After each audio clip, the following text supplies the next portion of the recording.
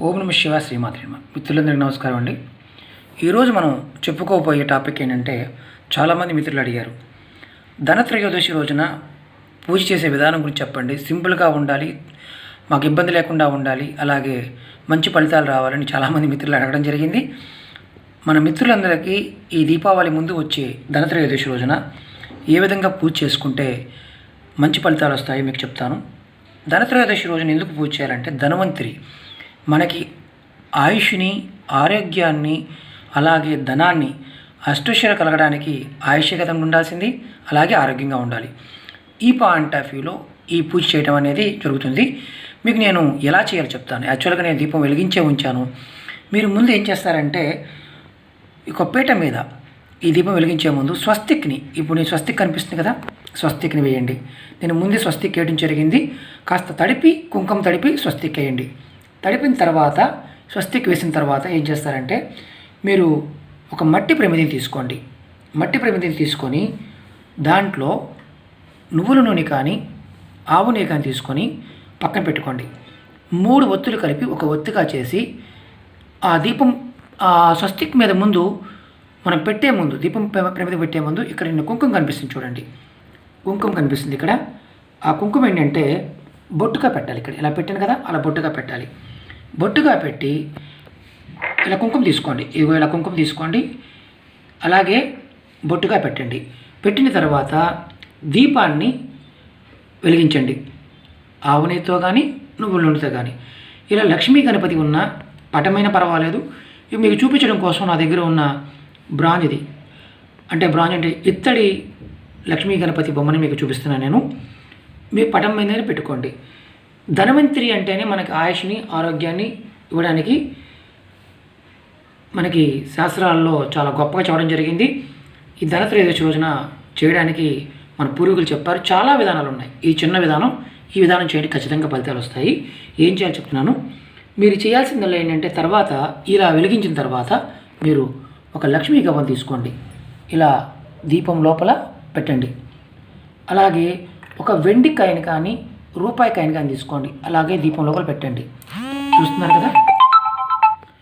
ఈ విధంగా పెట్టిన తర్వాత మీరు కాస్త బియ్యాన్ని తీసుకోండి. బియ్యాన్ని తీసుకొని ఇలా లోపల వేయండి. వేసి ఇక్కడ దీపం లోపల వేయండి. తర్వాత గంగా జలాన్ని తీసుకొని, నీళ్లు మీకు చూపిస్తాను, ఇవి నీళ్లు. ఈ పీట చుట్టూతా 3 సార్లు ఇలా పోయండి. అంటే మనం ఆచమనం చేస్తాం కదా, అలా చేయండి. మీకు సింపుల్గా ఉండటానికి నేను ఈ విధానాన్ని చూపిస్తున్నానండి. నేను ముందు రెడీ చేసుకున్నాను మీకు, అందుకని ఇలా. తర్వాత ఏం చేయాలంటే, గంగాజలం కానీ, నీళ్ళు కానీ తీసుకొని పీట చుట్టూ 3 సార్లు చల్లండి. దీపం దగ్గర కాస్త బియ్యాన్ని మనం వేసాం కదా, వేయండి. ఒక రూపాయికాయను, అలాగే లేకపోతే వెండికాయను దాంట్లో వేయచ్చు. తర్వాత ఏంటంటే, ఈ దీపానికి కంపల్సరిగా పువ్వులను సమర్పించండి. ఇలా పువ్వులు సమర్పించండి. నేను బంతి పువ్వులు ప్రజెంట్ మీకు చూపిస్తున్నాను. మీకు ఏ పువ్వులు అవైలబిలిటీ ఉంటే ఆ పువ్వులు పెట్టండి. తర్వాత మీరు ఈ పువ్వులు సమర్పించిన తర్వాత కంపల్సరిగా మీరు కాస్త పంచదార తీసుకోండి. పంచదార తీసుకొని మీరు ఈ దీపలక్ష్మికి, అంటే ధనవంతరికి మీరు ఇలా దీంట్లోనే వేయండి. ఎందుకంటే మనం ఆరోగ్యాన్ని ఇవ్వడానికి ధనవంతరిని మనం పూజిస్తున్నాము. ఏం చేయాలి, ధనవంతరి పాయింట్ ఏం చేయాలి?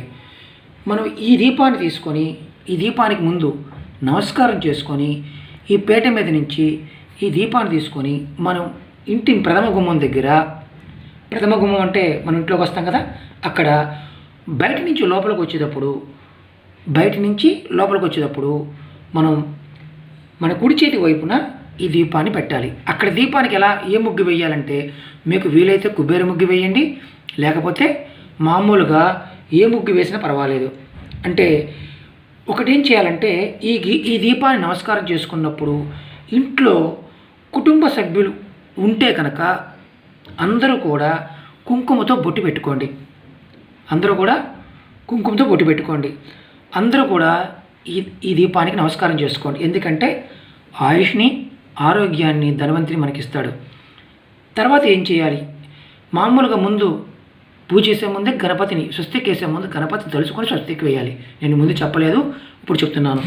దీనివల్ల మనకి ఖచ్చితంగా మంచి లాభం అంటే ఆరోగ్యం కలుగుతుంది. తర్వాత ఈ దీపం పెట్టాం కదా, తర్వాత పూజా మందిరంలోకి వచ్చి ధనవంతుడికి పూజ చేయడం అంటే పూజ చేయాలి. ఎలా పూజ చేయాలి, ఏ విధంగా చేయాలి, ఏ మంత్రాన్ని మనం పఠించాలో మీకు చెప్తాను. వచ్చి ఈ పీట ముందు కూర్చున్నాం కదా, అలాగే స్వస్తికి ఉంది కదా అమ్మవారి బొమ్మ, అలాగే గణపతి బొమ్మ పెట్టుకున్నాం కదా, మనం ఒక మంత్రాన్ని చెప్పుకోవాలి. ఏంటంటే ఓం దం ధన్వంతరియే నమః. మళ్ళీ చెప్తున్నాను, ఓం దం ధన్వంతరియే నమః. ఈ మంత్రాన్ని 108 సార్లు జపించండి. జపం చేసిన తర్వాత మీరు మనసులో ఈ విధంగా అనుకోండి.